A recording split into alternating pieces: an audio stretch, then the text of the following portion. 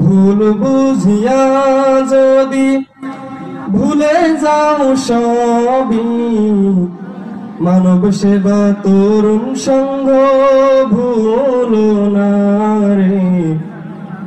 আমাদের এই সংগঠন বিসমিল্লাহির রহমানির রহিম। সকল বিধান বাতিল করো, ওহির বিধান কায়েম করো।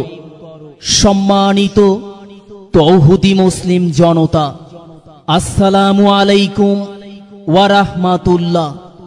মানব সেবা তরুণ সংঘের উদ্যোগে দ্বিতীয়তম এক বিশাল ওয়াজ মাহফিল, তারিখ 13 নভেম্বর 2025 রোজ বৃহস্পতিবার, সময় বাদ আসর হইতে, স্থান বোয়ালমারী বাঁশপছাই ঈদগাহ মাঠ প্রাঙ্গণ, কুলাঘাট সদর, লালমনিরহাট।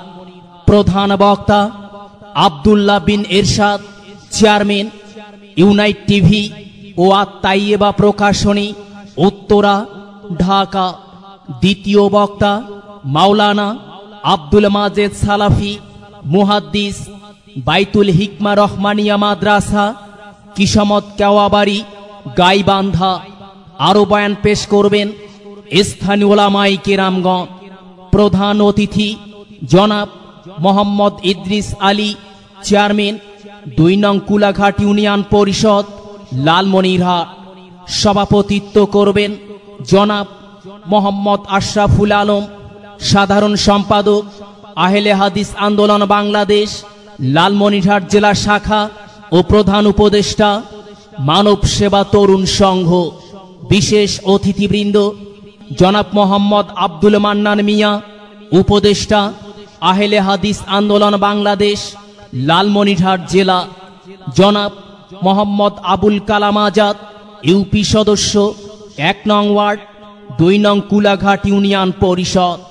জনাব মোহাম্মদ হায়দার আলী কাজী, বিবাহ রেজিস্ট্রার ও কাজী, কুলাঘাট ইউনিয়ন শাখা। জনাব মোহাম্মদ রফিকুল ইসলাম, প্রধান শিক্ষক, বোয়ালমারী সরকারি প্রাথমিক বিদ্যালয় ও খতিব, বোয়ালমারী আহলে হাদিস জামে মসজিদ।